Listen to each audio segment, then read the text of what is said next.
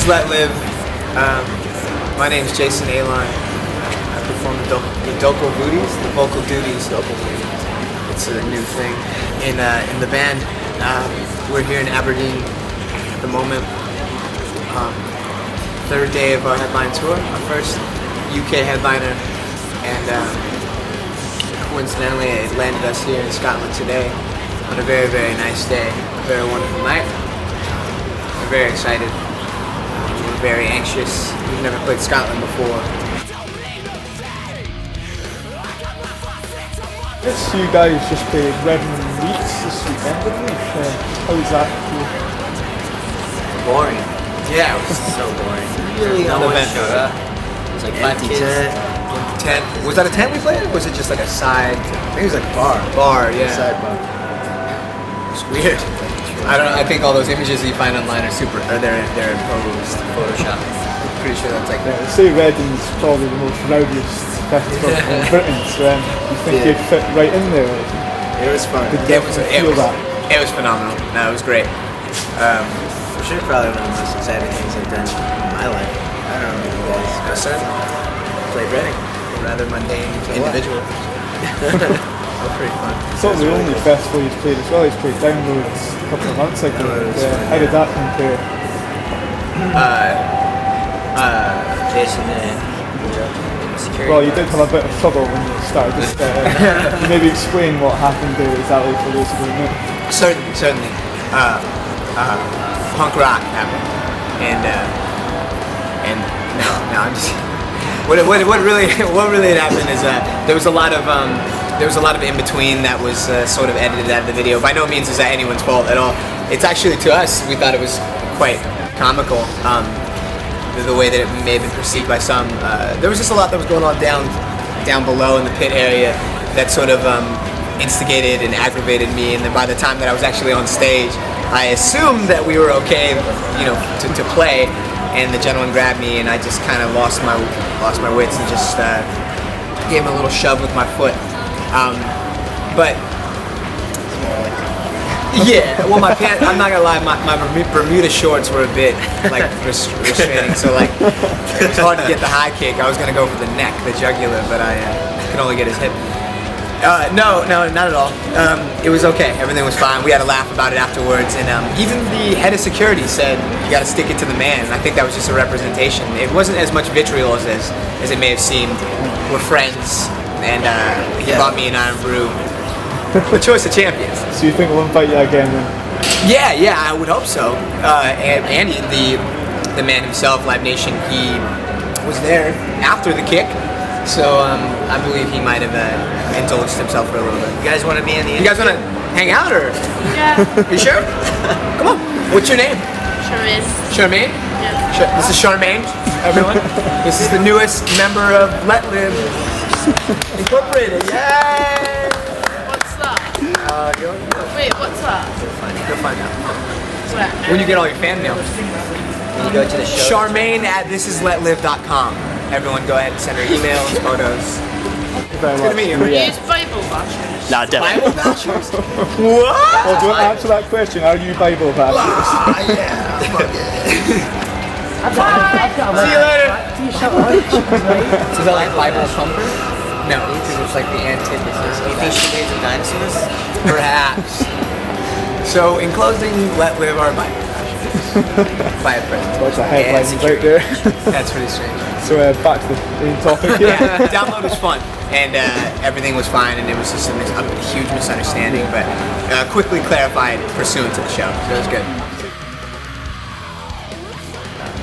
So I mean, over the past year, the popularity seems to the UK have completely exploded. I mean, what do you think was the catalyst for that? Where do you think that the turning point really was? I don't know, but we need to figure out that one.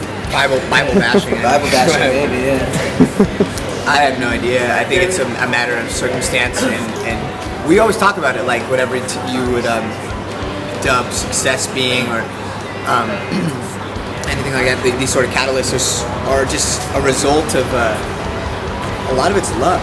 It's like the right time, the right place. It's putting yourself in a position where you can be that band, or be that person, or be that performer, or that movement, or that essence, or that ideology, and I think we focused more so on just being accessible to as many people as we could at any point in time, at any given time, as the band that we wanted to be, while understanding that music is something for everyone. It's not just for you. It really isn't. Like we didn't write this record, and I don't write lyrics, and they don't write music, so that we can sit in the mirror and perform to ourselves, and talk to myself, and it's not this self-seeking sort of idea with us, and we're just lucky. Like if anything, we're lucky and grateful is an understatement. For anyone that's watching, it means there aren't enough words or strong enough words to actually describe to you what this feels like to us. So just a big thank you. We don't know why, but we're very thankful for it. Yeah, I think in terms of UK popular, the front cover of Crank, probably the biggest magazine in the UK at the moment. Again, And, I was interested in the reaction you got from that on Twitter. You were retweeting quite a lot of people who had quite a strong opinion on that. Oh yeah. Does it frustrate you that people aren't willing to kind of just even type the name into Google and watch a video, and hear for themselves what the fuss is about rather than writing it off straight away? I think it's humorous either way. It really wasn't I think anybody's reaction first when they see something that's that kind of out of place. I'd probably be pissed off too. Yeah. I don't know. I think it was just more so, again, if anything, I'd like to believe it was Kerrang performing in a like a deviant nature, in a deviant manner, being like, maybe they do actually believe in our band. Maybe they really do want to promote this band that they think is worth a week's worth of subscription. You know what I mean? Yeah. Maybe I would. That might be a bit presumptuous, but in the end, you're right. It's just like that. It's like typing in a fucking name. At this point in music, as a culture, we're force-fed so much, and we're on such a banal track line where we just sort of accept whatever it is we're given, and when we're given something that we're not used to, skateboarding. Tony Hawk! It was. And then when we're given something we're not used to, it's an uncomfortable feeling, and that's a way hyperbolic way of saying that's how I feel about being on that cover. It's not about like looking good on the cover or making people think I'm worth anything more than the 49 others that were in that list. It was simply just making people aware of something, and I think they did a good job of that. And I found it humorous that everyone was so upset. At this age, I have no reason to worry about what people want to assume before they've even spoken to me or my band. Then he's away to tour with Shikari and Your Demise as looking well. forward to that. That's a mammoth tour. How do you feel about that one? We're seeing Is there any chance you guys burning out anytime soon? seeing the Reading set, I'm a bit more excited considering the volume of that crowd. Yeah. Played in front of. It's exciting. It's a real ass band. They're like the most DIY band we've met in a long time. They're so successful. There's that word again, successful. It's gonna be a lot of fun. Good tour. Yeah, and they're good friends, the guys from Your Demise as well. They actually helped me during that download fiasco. Yeah. Thanks, guys. So those are. It's been a while since Fake History was released originally in the States. And, when do you plan to go in the studio and record a new album? Is there any special decision to keep the momentum going, and keep on touring as much as you can? But when do you actually just take a break and let the dust settle and come with something new? Drumming on the store tomorrow. Later. We're gonna get home after the last quarter of this year, and then in the new year we're gonna set some time aside to write. We've been writing on tour. Anytime we get breaks, we're like constantly writing. It's really just a matter of for us to refine what we've sort of put together and get the aggregate of everything and make a record that sells fucking 2.6 million copies. 2.7 million copies. Hear that, Epitaph? Want that money? You'll definitely be seeing this thing. Yeah. And is there any sort of release date even remotely penned for this? Still figuring I it think out. tomorrow was a release date. Going home tomorrow And we're recording 2012. Yeah. 2012 is, hopefully.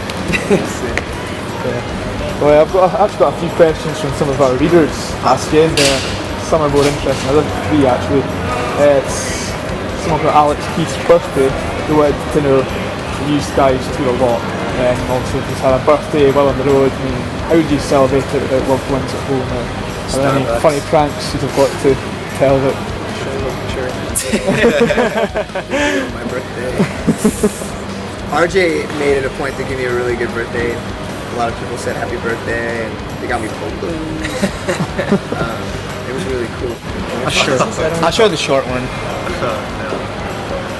Oh, right. That's me at Ruby Tuesdays. Just hanging out with my balloons. Oh, look at them going crazy. An attack. That's an attack. Oh, watch out. Be careful, Jason. Oh no, the balloons are coming. I was making them do that. You're sure. It wasn't really the balloons. But happy birthday, Alex. Thank you for asking the question. To answer that question, it's pretty much we do whatever's near us. Yeah, just attack the nearest. We're together. Every day is the same almost now. And down the road, we'll be able to put together a nice little. Is that what we went to see? Yeah. Oh yeah. I saw a movie on his birthday. Did for free? You told me we were in a big band that we didn't want to tell them the name. It was pretty tight. And what movie was it you went to see? Horrible Bosses. And what do you think? Very good. Motherfucker Jones. Ian Hardy wants to know, what is your perfect Sunday? Sunday? Yes. Perfect idea of a Sunday. Yeah. Like ice cream Sunday? Any Sunday. Ice cream Sunday. Tell us, what's your favorite ice cream sundae? I'm just saying, that's Vanilla, my favorite kind of Sunday. Chocolate, strawberry, fudge, or caramel? I'd put some cookie dough in there too. That's just me. I get crazy. We're American, we're obese. Everything. Oh, and caramel. That's what I was saying. Hot caramel. Is it caramel or caramel? I just said caramel, but I really think it's caramel. I want that caramel. Yeah, I said caramel. You agreed on caramel. Yeah, the last question really is, who's got the worst tour habits and what are they? That was asked by Joe. Dun, dun, dun. Someone want to confess before throw you in the mud? Sunflower seeds. I snore a lot. Oh, the snore. Yeah, he snores. You know what? I think Greg. Yeah, that's exactly what it is. Greg takes the cake on everything lately. Snoring, smelling. He has access to sunflower seeds. Greg takes it way worse than sunflower seeds. That's pretty good. You hear it first. Where do you spit your We'll have to leave it a sunflower little bit seeds? ambiguous. I don't We'll just say sunflower seeds. We'll just say sunflower seeds. He loves them. He loves them. The card is Something tells me you don't want them to explain what it is. I really don't. He ingests them from a place in your body that you're not supposed to ingest them. That's not true at all. That's not true at all. But it is sunflower. I'll leave the imagination running anyway. Yeah, well, that's about it. Thanks a lot for having me. Have you any last words to our watchers? Stand up.